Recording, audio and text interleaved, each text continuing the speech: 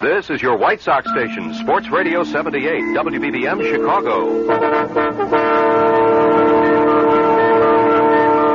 The CBS Radio Mystery Theater presents...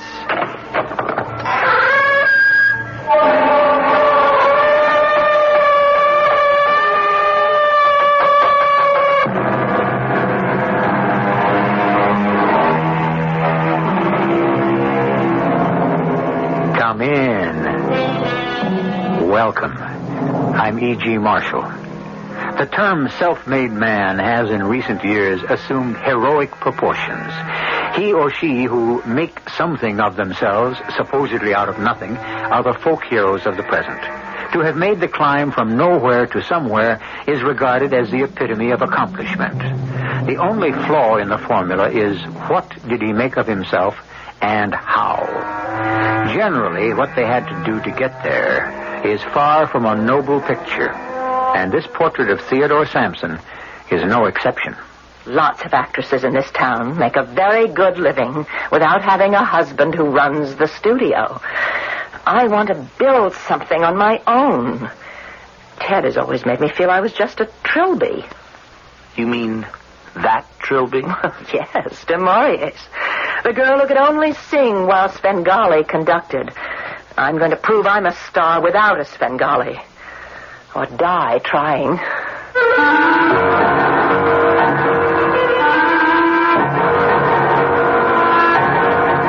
Our mystery drama, That Magic Touch, was written especially for the Mystery Theater by G. Frederick Lewis. It stars Marion Seldes and Michael Tolan.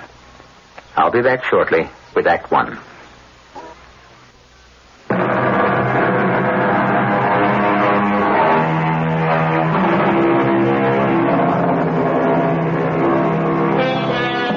Interesting story, this. It has money, it has murder, proven jealousy, unproven crime, and against that background, there are honest, simple people trying to live the right way, although they have taken the wrong turnings. Let's hear first from Ronald Sampson, an adopted son of a famous Hollywood couple. I'd like to begin this from the beginning, although I, Ronald Sampson, was not there at the start. But my adopted mother and father were. Very much so.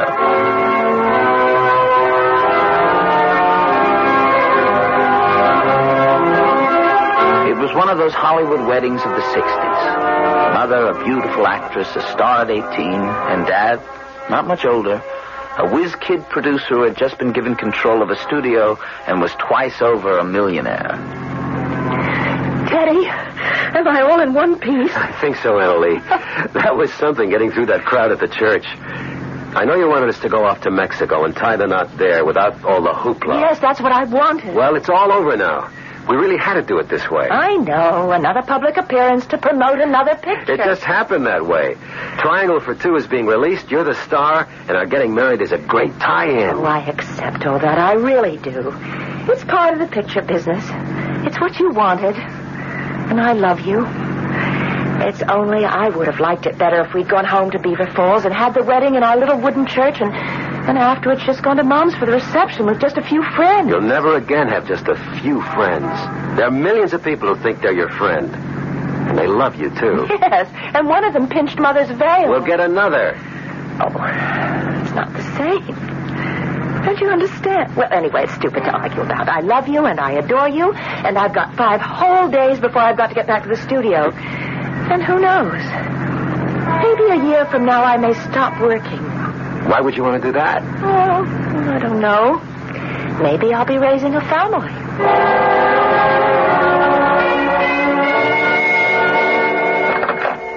Nurse, will you show in Mrs. Sampson, please?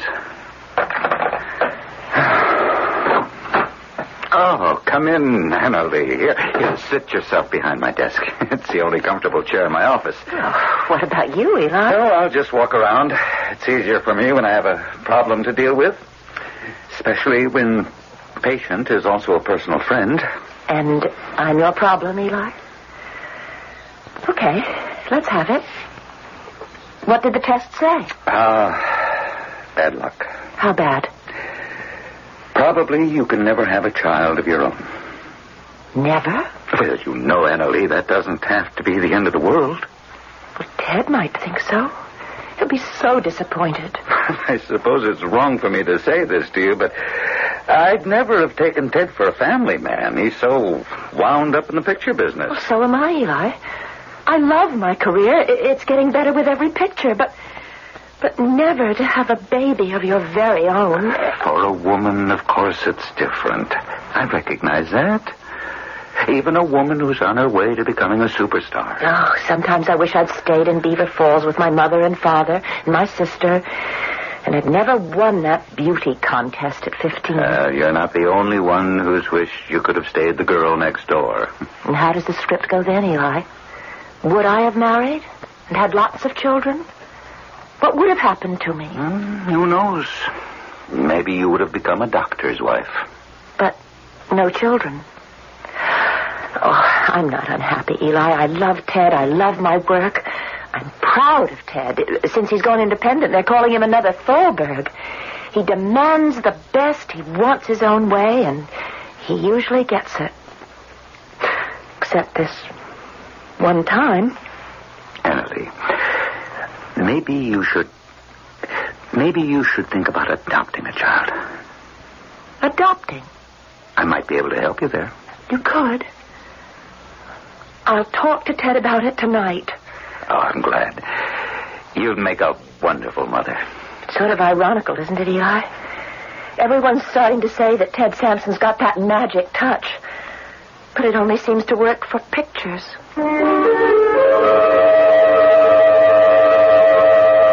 That same year, I was adopted. They named me Ronald.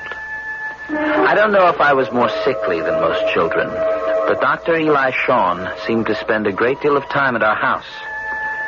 And my adopted father spent a great deal of time at work. Bertie, take a memo to Hal Lask. I don't like the candlelight effect on the dungeon scenes of Vampire. They're not scary enough. Got that? Next, memo to Pat Wiley.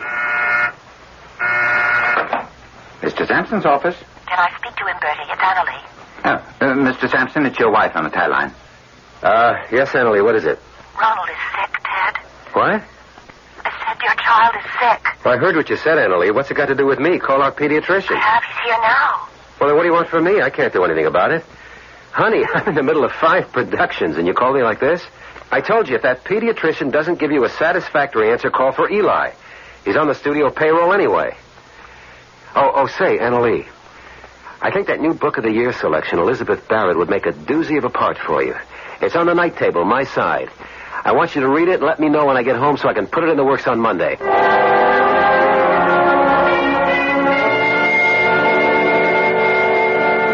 I got better, but the marriage of my adopted parents got worse. Those years when I was a teenager were something I don't want to remember. And when I was 18... Mother had a nervous breakdown, which is when Dr. Eli Shawn began to treat me as an adult. Ronald, now that your mother is back from the sanitarium, I want to have a little talk with you. Right now, Dr. Shawn? Father's coming home soon. Don't you want to talk to him? No, I don't. You're 18, Ronald, and I'm charging you, as of now, to make sure your mother gets better. But what do I do? Well, first of all, do you have any idea what may have caused her breakdown? You mean Mother not being able to continue shooting the picture? I mean more than that. I'm going to take you into my confidence. I've known your mother even before you were adopted, Ronald. But when she was your age, 18. And then when Ted bought up her contract and brought her to his studio. She always says nice things about you, Dr. Shawn. Well, we're old friends. Ronald, today your mother is one of the top movie stars in the world. Now, that means total dedication, work, concentration, and the absence of any strains at home. You're saying keep my father away from my mother. I can see you know the score. No, I don't think you can do that. But in the few hours they do have together, evenings or Sundays, could you manage to always try and be on hand? Would that help? I think so. Definitely. Just your presence will make it easier for Annalie. I don't think he'd do anything overt to hurt her while you're there. Hurt her? I don't understand. Well, there are ways. Insidious, cruel. Hello, Eli.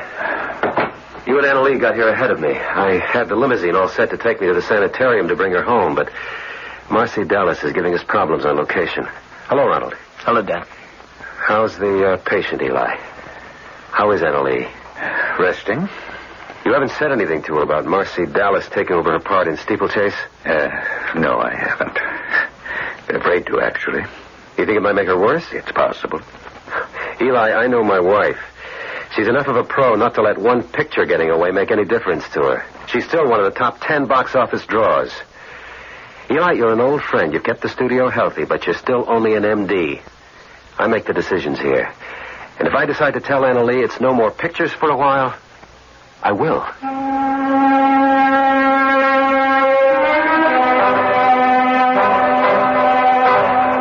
Good morning, Mother. I thought I'd bring you your first breakfast home from the hospital in bed on a tray. I brought mine, too, so we can eat together. Oh, Ronald, what a darling idea. I don't think I'm much up to eating, but you go ahead and have yours. Put it on the table at the foot of the bed. I didn't have a very restful night last night. I know. I heard. You're a young man of 18 now. I guess these things can't be hidden from you anymore. I wanted to come in and stop it, but I was too chicken. Oh, that shouting last night. He was brutal. That's the only word I know to describe how he ordered me around. My career is over, according to him. I'm unreliable. That's why I've got to get on my feet and out of here. It wasn't until last night that I realized who drove me over the edge, and now I know. Oh, now, Mother. The only way for me to survive is to leave your father. You said that to him last night. Oh, yes, I said, I'm leaving you, Teddy. We need a rest from one another. What did he say? Didn't you hear? I thought his shouting could be heard on Beverly Drive. He told me where I could go, and he was through with the marriage. What about your work, your career? Oh, well, lots of actresses in this town make a very good living without having a husband who runs the studio. I'll only feel on solid ground in one piece if I'm away from him. Then I can build something on my own. On your own? Ronald, your adopted father has always tried to make me feel like a trilby. You mean that trilby? Yes. The girl who could only sing while Svengali conducted. I'm going to do my darndest to prove I can act without a Svengali. Or die trying.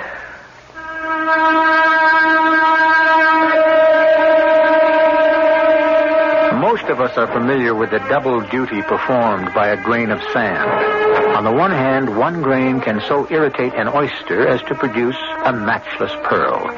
On the other, one single grain can destroy sizable machinery. So it is in human relations. It takes only the slightest irritant to grow and irreparably damage a marriage. I shall return shortly with Act Two.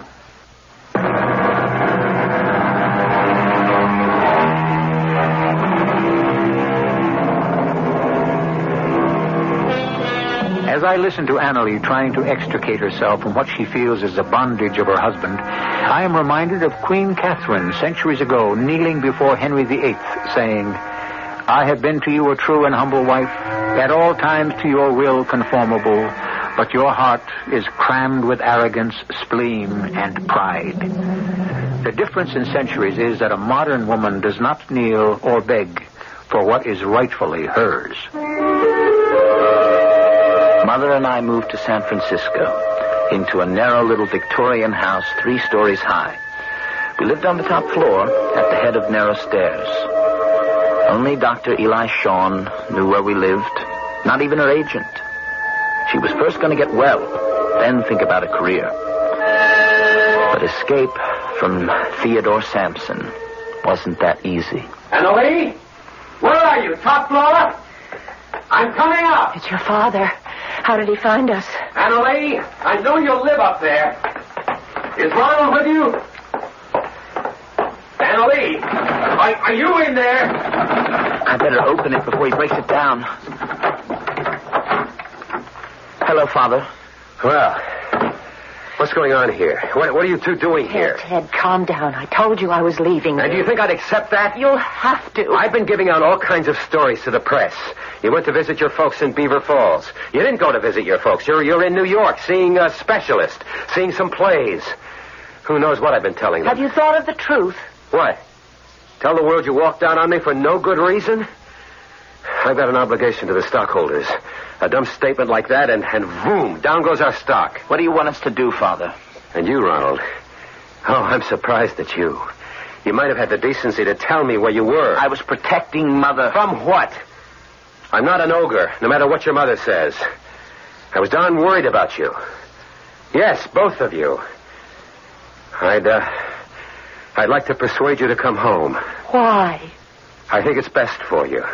And you, too? Well, of course it's best for me, too. I'm not denying that. Darling, remember that book I wanted you to read? We bought it. And I got Trevor Maine working on it now. It's a beautiful script. From her illness to her book of sonnets to Wimpole Street, London, to Robert Browning. I can't begin to tell you. It's fascinating. It's a great period, great costumes. And that's why I want you to come home and get well fast. Is that all you want to tell me? What else? What do you want me to say? 10 years ago, you wouldn't have had to ask me that question. I think you better go now, Ted.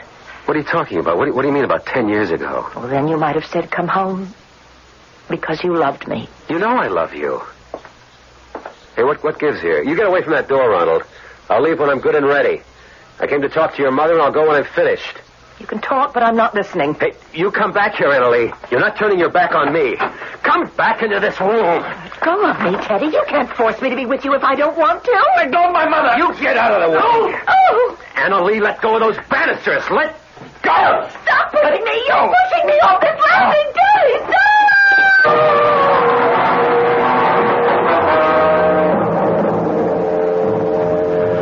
My mother fell down an entire length of stairs. By some miracle, her neck was not broken, and she lived. But for her, it was the most catastrophic accident that could befall anyone whose face is their fortune. On the day they were to remove the bandages, Father suddenly showed up. We sat in a room next to hers, waiting. Terrible. Terrible. She should never have rented that rickety old house in Frisco. Those old rotten banisters giving way like that. A terrible accident. Is that what you think? Believe me, I would no more harm one hair of your mother's head than shoot myself. Why'd you come to San Francisco that day? Why? Because I wanted you back. Both of you. Why?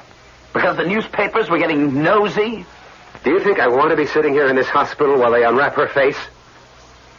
Do you think I want to see that? Why not? She has to see it. She has to live with it. Oh, why can't you leave us alone? Look, I can't stay anymore. I wanted to see your mother to give her this envelope. She wants a divorce, she can have it. She wants security. In this letter, it's all spelled out. The house, the lodge at Big Bear, anything else she wants, just name it. You give her this letter. And I just hope and pray someday you'll both understand that every bruise and cut on Annalie has hurt me the same way.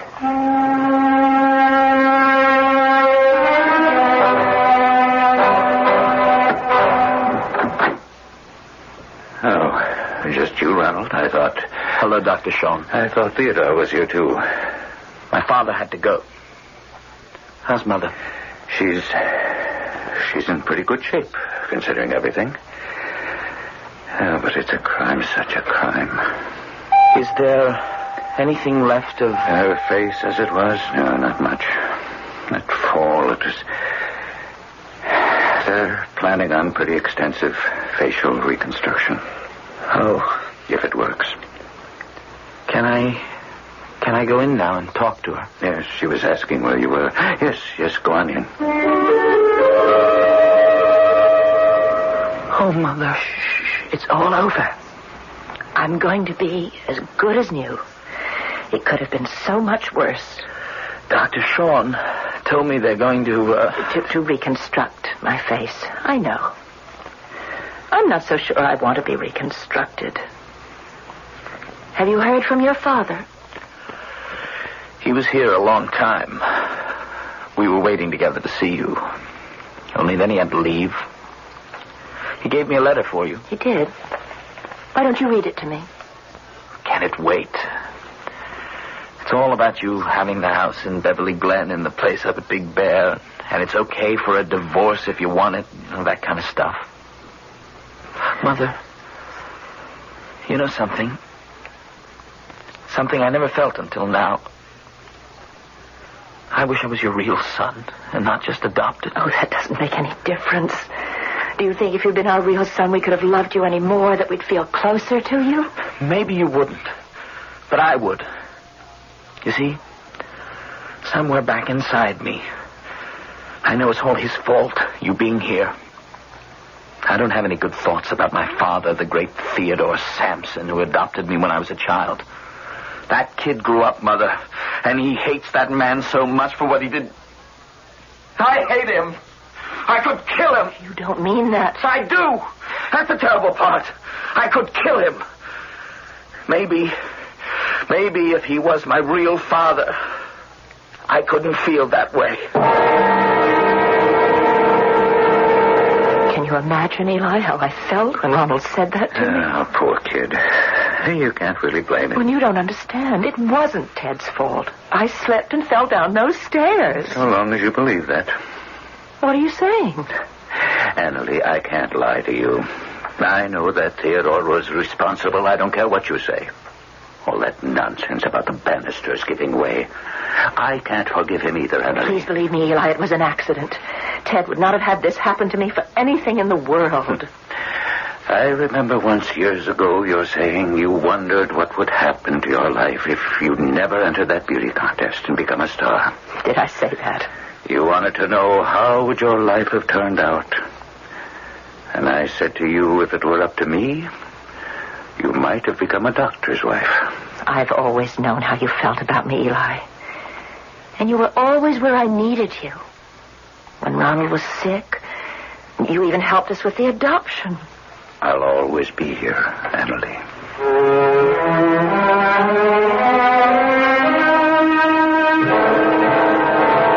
Good morning, Mr. Sampson. Morning, Bertie. How did the preview go at Pasadena last night? Well, the only bad rap we had on the preview cards was about Marcy. It just makes me weep when I think how magnificent Anna Lee would have been in that part. Oh, I got a call from her attorney. The divorce decree went through. They're sending you a copy. Ho, ho, ho. I'm sorry, Mr. Sampson. This is that time of year we used to either see her family in Beaver Falls or the three of us who go up to Big Bear and pray for snow. I'm going to miss that place, Bertie. Well, why don't you go on up? Oh, yeah, sure. And hang the divorce decree right next to my Christmas stocking. No, I mean it, Mr. Sampson. Do you think my wife, my ex-wife, could be persuaded? Well, why don't you ask her? What have you got to lose? Maybe you could put out a feeler. Maybe call the boy. Get his reaction. Will do. Christmas spirit. Goodwill to all men. That's got to include divorced men, too.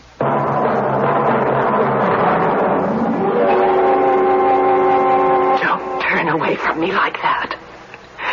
I know what you're saying to yourself. She's useless. Crippled. She's ruined our marriage. I wish I could forget her. Well, I can still be useful. I can still inspire youngsters where I teach to be honorable and speak the truth. And I'll go on fighting for them until the day I can't open my eyes. Cut! Quit that! That's a take. Wrap it up. Oh, Annalie, that was tremendous. When you're playing these character ladies, you are great. A more powerful actress than you ever were. Well, coming from you, that's the nicest Christmas present I could have been given. Why not, Mother? Just for Christmas, let's ask Father to join us up at Big Bear. You know what they say. Goodwill to all men. It's peace on earth to men of goodwill, not the other way around. So what you're really saying is no. I haven't made up my mind yet. you hear your father might like to spend a few days up at Big Bear? Bertie called me. Ah, Bertie. He's the one who said goodwill to all men, isn't he? I guess he did, but he meant it. He always means it. He's taken a lot from Ted, but he's loyal in spite of it all. Why is that? The year we adopted you, darling, Ted went on a hunting trip, and Bertie was his guide. And accidentally, Ted shot Bertie. It was a dumb thing. But Bertie's foot never got better. That's why he limps. Oh, it was all hushed up, and then when Ted formed his own company, he made Bertie his executive assistant. What about Dad, Mother?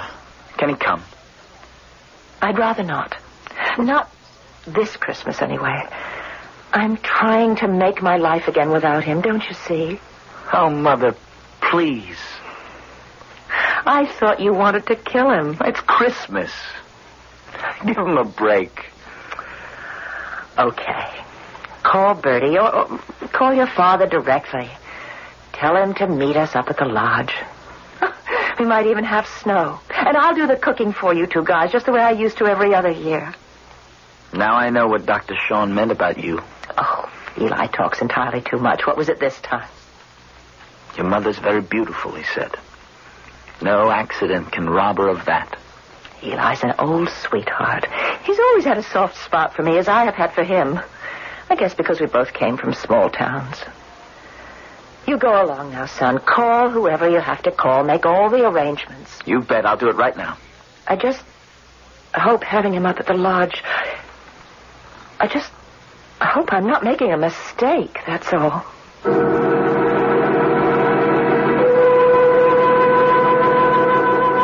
Strange about second thoughts. Are they indeed an omen to be heeded? Or are they fears to be disregarded?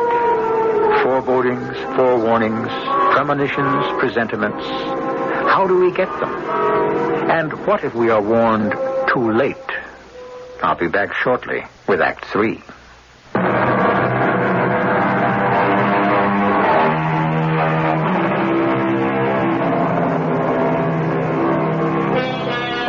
It's a few days before Christmas. A top movie executive, his divorced wife, once the reigning beauty of the screen, and their adopted 18-year-old son are to spend the holidays together in the California mountains. It's the time of year for celebration. Also the time Ted Sampson has his annual medical checkup. Eli, no.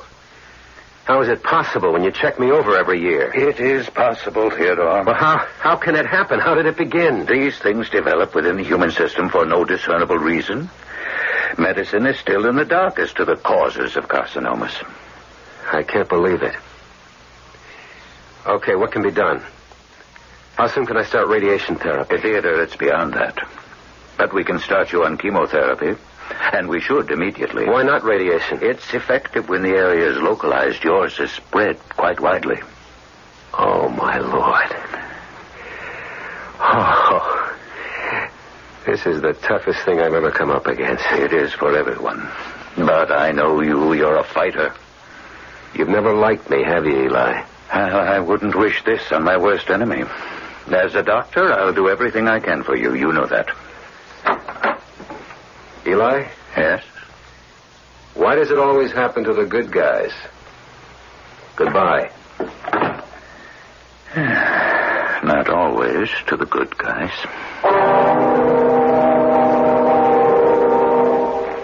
The nice part about Big Bear is that it resembles the state of Maine. Pine trees, blue lakes, wild birds and animals. Mother and I got there with supplies on the 22nd. The next day, Father arrived. And suddenly it felt like the old Christmases together, before the divorce. Except that he was a heck of a lot nicer to Mother than I ever remembered him. Annalee, your culinary hand has never lost its touch. That was one great spread. I can't eat another thing. I know, until breakfast time. Hey, everybody, look outside. It's starting to snow. Oh, it's beautiful. Ronald, what's that? Where? There's a man standing out there, see him? Let me look. Yeah, you're right, Annalee. I'm going to open the door and ask him what he's up to. Hey, you! What are you doing out there? This is all private property around here. Hey, What do you know? He's gone. Can't understand it. Is he lost? Why didn't he show his face? He had a scarf wrapped around it. I know he saw me before he took off. Teddy, What? look out this window. There, standing next to that big pine tree. I think it's the same man. He's holding a gun. Let me open this window. Hey, you! Didn't you hear me? This is private property. What do you want? Stop everybody! Everybody down on the floor! That man's crazy. He's shooting every glass pane out of the window. He's not there anymore. He's gone. Did you get a good look at him, Ron? He's so bundled up, I couldn't see. Did anybody? You, Annalee? Just noticed one thing. When he ran off, he had a limp.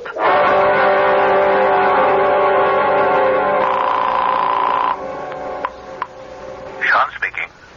Dr. Eli, Yes, who's this? I've been trying to get you for hours. This is Ronald Sampson. What's the problem? Dr. Sean, do you think you can get up here to the lodge at Big Bear? I've been trying you all night. Father's up here, and What? Theodore's with you and Annalee? we invited him for Christmas and New Year's. Oh, I wish I'd known. I don't like the idea of your mother and you alone with that man.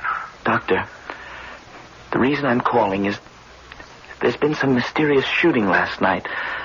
Like someone's using the lodge, or us, for target practice. Did you call the police? I did, but there's no answer. I'll get up there as soon as I can. Mother doesn't feel safe. She asked me to call you. She says you're the only one she can trust. It'll take me about 2 hours, but I'll be there. Bertie, I'm up at the lodge, but can you give me figures on how we did last week? Uh-huh. Yeah, I'm writing it down. Eli. Annalee. Come right in, stranger. Donald told me you were on your way. Ted, look who's here, Eli. Oh, Bertie, hold those figures, will you? I'll call you back. Hello, Theodore. Glad to see you, Eli. In fact, I was thinking of calling you. I'm sure you haven't had lunch. I'll make you a sandwich and coffee. How are the roads coming up? Oh, not too bad. But looks like the start of a young blizzard. Well, where's Ronald? He went out to check the roads. He also went out to see if he could find some footprints. Had a nasty experience last night. I'll tell you about it. What'll it be, Eli? Chicken salad or roast beef? Well, roast beef on rice. You've got it. Gotcha. And a cup of black coffee coming up. Eli, will you take my pulse? My heart feels like it's racing. Well, what is it, Theodore?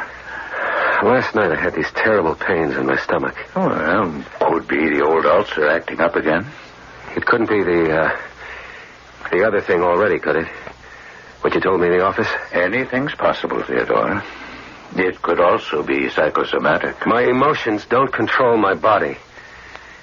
I think there was something in what I ate last night. I don't get the drift. I think I was poisoned. I'm sure of it. I get these waves of nausea all last night, and now it's starting all over again. Well, I'll tell you what. You go into the bedroom and lie down. I'll be in a few minutes and take your temperature, and we'll see. Okay, I will. Here's your lunch, Eli. Simple, but from the heart. What's wrong with Ted? He looks so pale. Oh, this sandwich looks great. Thanks, Annalee. Oh, I told him to go in and lie down. Could be anything. I just can't thank you enough for breaking into your Christmas holidays to come up here, Eli. I was suddenly very frightened. My dear girl, I'd rather spend Christmas under the same roof with you than anywhere else. Spoken like a true mooching bachelor. I hear from Jock O'Malley the Rushes are simply tremendous in that picture he's shooting. Jocko likes character women. Well, he says you've made a lead out of the part. Annalee, to think how you've made a career out of the face I've got now. I've come to terms with not being a raving beauty anymore. Well, you are to me. You're still blaming Ted, aren't you? Now, let's not talk about him. Don't you think he's been punished enough?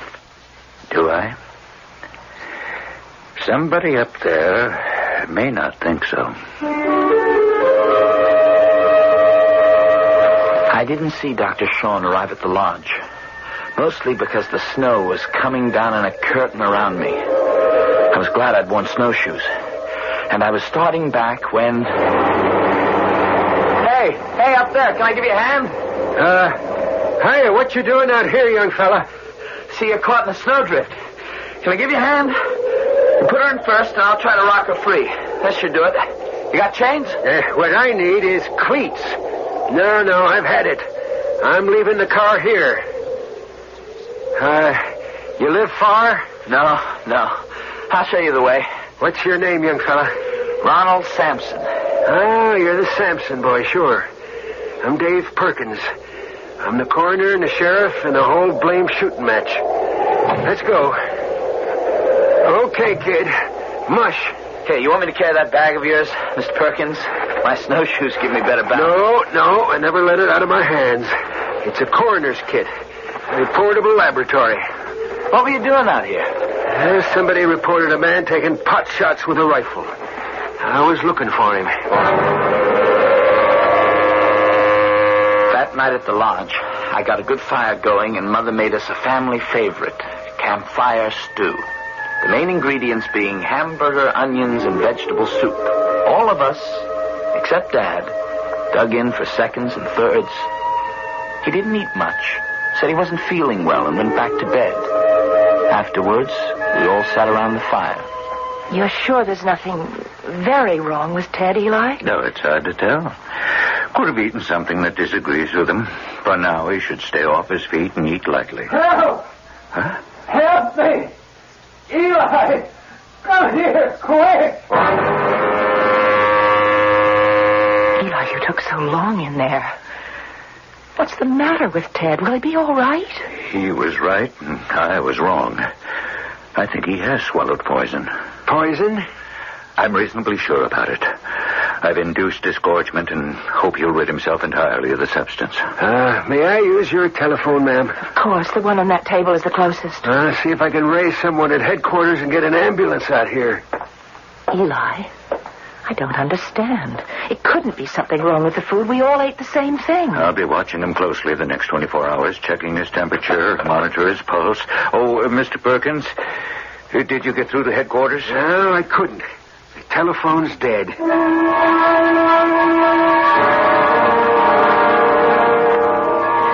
Good morning, everyone. Just gaze outside that window. We're in the middle of a sea of snow. Morning. Boy, am I hungry. Coffee's on. I'll have eggs and toast ready in a few minutes. How's Ted today, Eli? Seems to be improving. Pulse okay. Temperature just a degree above normal. I'm hoping whatever it was has passed out of his system. I've just made tea and toast for him. That wouldn't hurt Ted, would it? I'd say it's all right. But I see Dave Perkins shaking his head. What is it, Dave? Ma'am, if you'll excuse me, could I take a look at that tea and toast? Do you think I put poison in it? I'm not saying, ma'am, but if you don't mind, I'll take out my little portable lab and we'll have a look-see. I don't know whether to laugh or cry. Eli? You know, we have to take precautions. Mr. Perkins is right. Some of the foodstuffs could have been adulterated before you bought them. Well, I'll take my chances, Mother. You put the eggs and toast on the table and watch me make them disappear. I feel exactly as you do, Ronald. But your father's reacting degeneratively to some substance, and we want to find out what.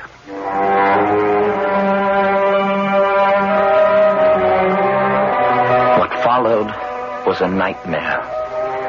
Dr. Sean brought the tea and toast into Father's room, came back, and we all sat down to breakfast. A minute later, there was a noise like someone had fallen out of bed. By the time the doctor rushed in there, it was all over. The next day, the snowplow came through, and we all had to follow Dave Perkins to police headquarters. All that day we waited, and the next. Then Bertie limped in.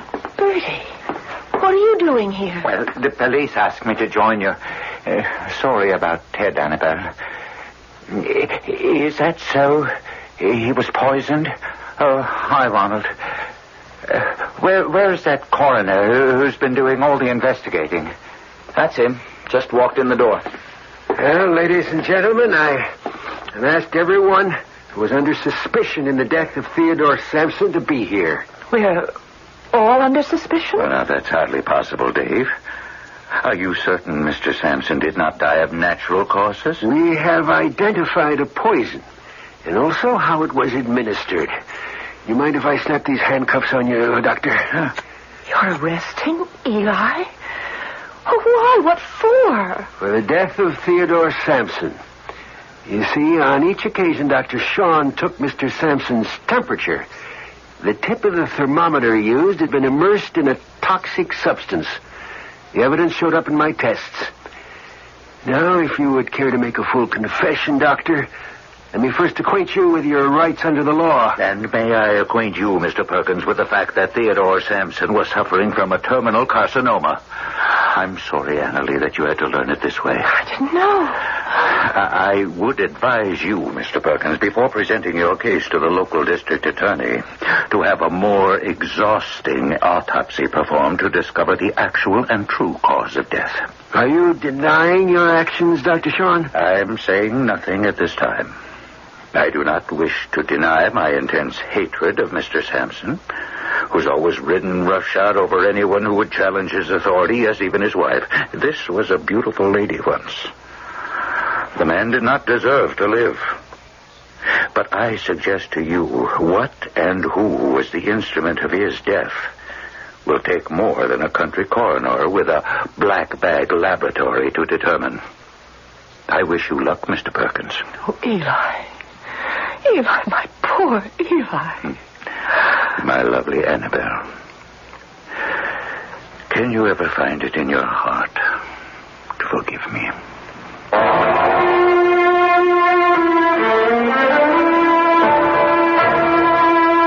When a man takes the law into his own hands, he had better be certain the law is on his side. For should any murder go unpunished, something is taken away from the security of every man's life. I shall rejoin you shortly.